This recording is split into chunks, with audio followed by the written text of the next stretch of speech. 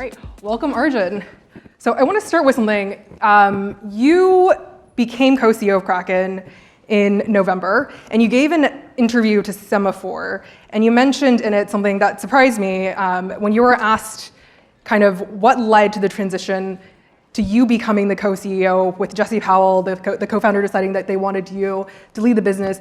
You said, quote, Jesse said that he wanted you to run it in the quantitative way that you've always run your organizations, the very transparent and micromanaging way that you run your organizations. Micromanaging, if you check on Indeed.com or Glassdoor, is typically not considered a positive attribute, but in this sense, he seemed to think it was. And then, with the way that I think about it, at least Ray Dalio has written about transparency in his books and radical transparency, and that was the first thing I thought of.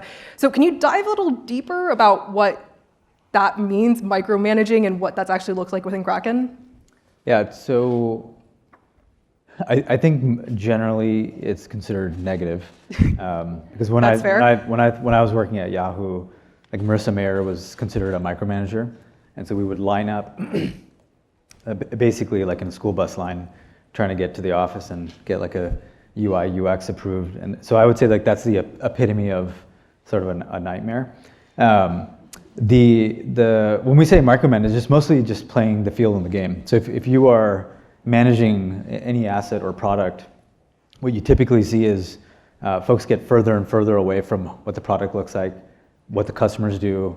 And I think when you can't play the game on the field and you can't understand the context or empathize with what's happening with the people that are serving the customers or the clients, then you lose sight of how to lead the company. So a lot of it was just understanding, like at a quantitative level, what's happening, at a qualitative what's happening, and then how can you enable the teams.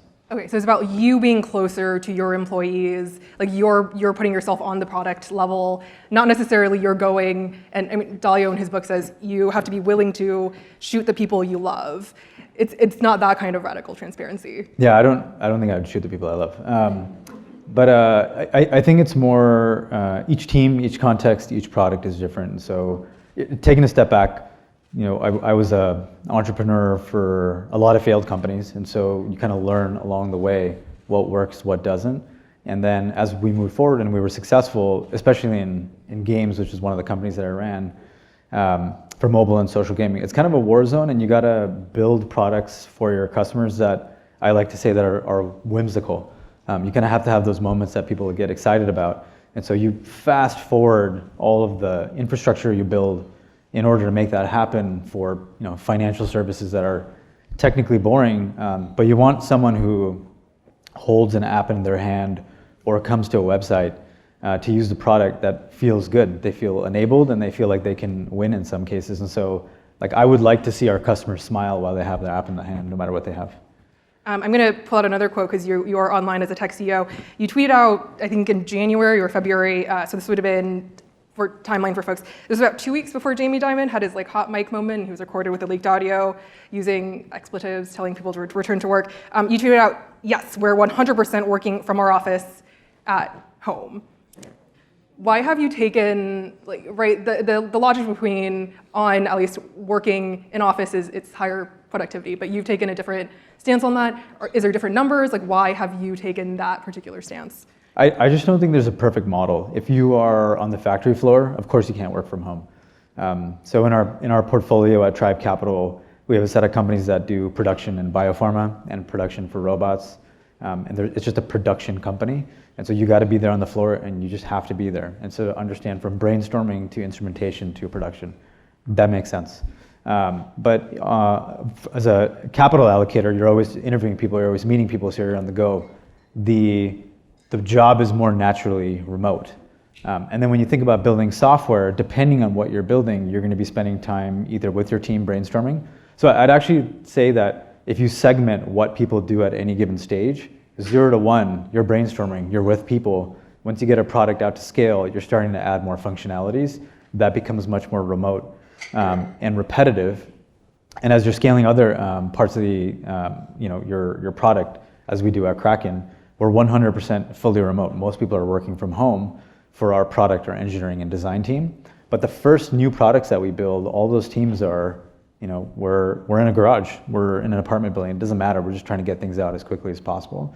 So it just depends on what the context. And then the last piece is like, if you have customers, you are sitting with them. You do have an office. So we do have offices in Dublin, London. We have offices here in DC. So it just depends on the context of the business. I think having a post-World War II construct for everything doesn't make sense when we've built over the last 40 years every single type of workflow asynchronous product that just makes us faster.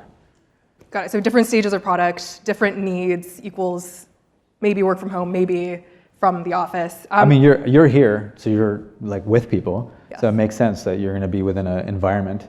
But if you're on the go, you're reporting, you're like talking to sources, you may or may not be in person, and the office construct might not make the most sense. Yeah, I definitely work more not in office anymore. So relatively recently, Kraken announced a $1.5 billion acquisition of NinjaTrader. This was a big deal because this was one of the biggest this was the biggest actually acquisition by a crypto company in terms that was complete, that will be completed, we'll see, ever. And then the second part is that for you guys at least, NinjaTrader wasn't just a crypto company, it was derivatives of all kind. Would that deal have been done in the Biden administration? It's hard for me to, I wasn't there, so I can't speak to like what I wouldn't have done while I was there. I think there's two ways to look at it. One is the overall regulatory environment worldwide, not just in the United States, has generally become more favorable. So I do think that M&A became a part of that DNA. But before Trump was elected, and I was coming on board officially, but even unofficially as I was spending more time there, the first thing I was thinking about was M&A into traditional finance and how to bridge the gap between centralized finance of crypto, DeFi, and traditional finance, and how to bridge the gap for a customer. I think the biggest issue, probably on both sides, even on the regulatory side, is you use the word crypto, you use the word stablecoin. It's like using IMAP, SMTP, POP3 from the past, and no one knows what it means.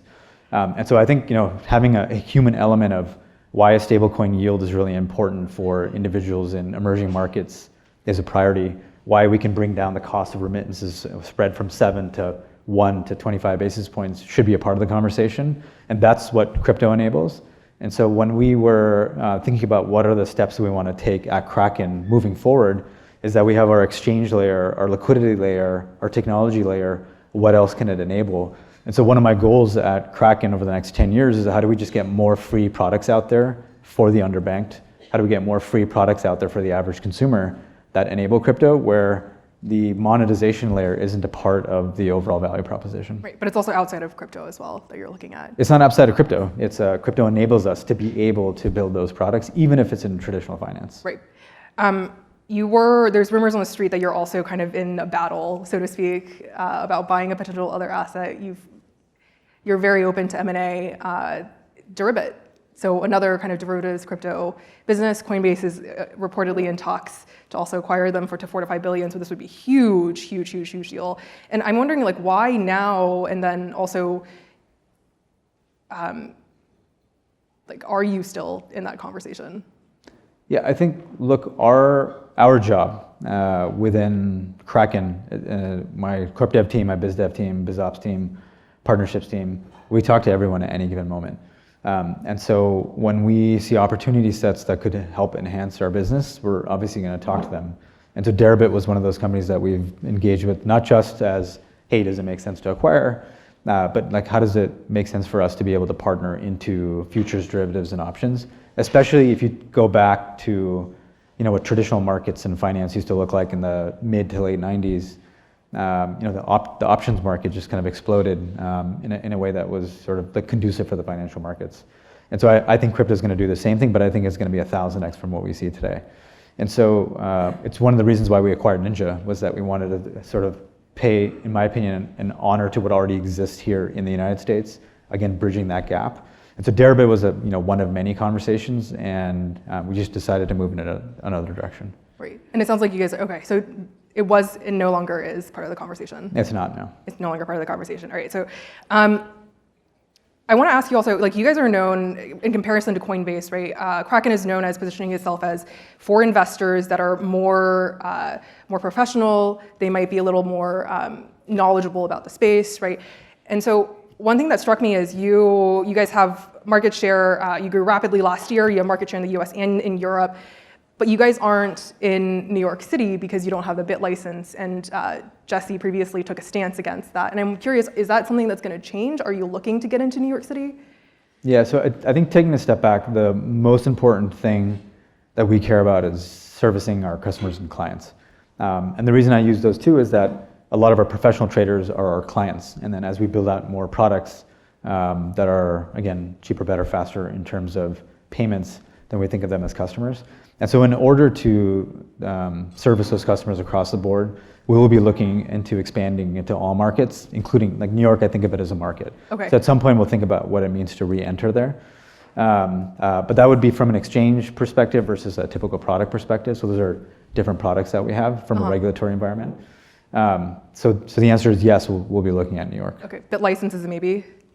I don't know if it'll be BIT license related. It's going to be related to the next set of products. And depending on what that product is, New York is more amenable. Okay, very mysterious.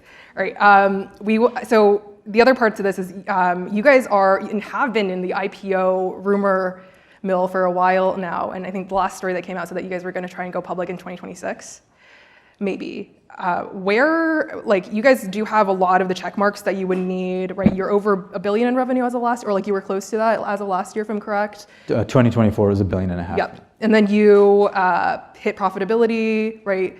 And so growth was really fast last year as well. And so what's stopping you from going public? Like, what do you need to get in order before you go public?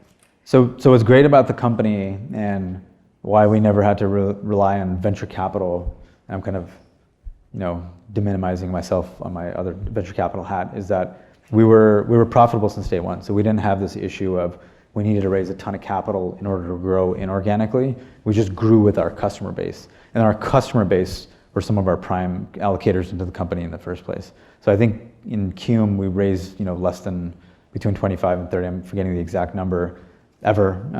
And we made sure that we were able to, again, grow with our constituents wherever they were located. So may that be Australia, Canada, European Union, London, et cetera. We just grew with where that made the most sense. I do think that a lot of people say the word professional traders. I think it's not that someone who invests into a platform and invests their capital into crypto or tokens or tokenized equities, whatever that may look like in the future. It's not that they're not professional. It's just that they're getting educated over time. And so a lot of what we focused our time on is how do we educate a prosumer to become a professional trader, or vice versa, depending on the product. And then how do we cater to institutions at a different level? So the majority of our business today is what I'd call the day traders or the professional traders that just think about their livelihood as trading on a daily basis. Okay, so I'll ask you, IPO timeline 2026, 1 to 10, how likely is it? So the way in which we think about Kraken is our currency is trust, and we need to continue to build on that. And so the reason why we released our financials were to be able to show our counterparties that you can trust us. Here's how we think about your assets. Here's how we're growing. Here's how we're being accountable around how we think about deploying our R&D budget towards the next set of products that will come out. So I think the way we think about it is that if it's in service to our clients to going public, building that trust as a currency, then we'll think about doing it. So we'll always be ready for it, but it may not be that we'll have it on a specific date. All right. Well, we're out of time. Arjun, we can't thank you enough for being here with us today on the Axios stage.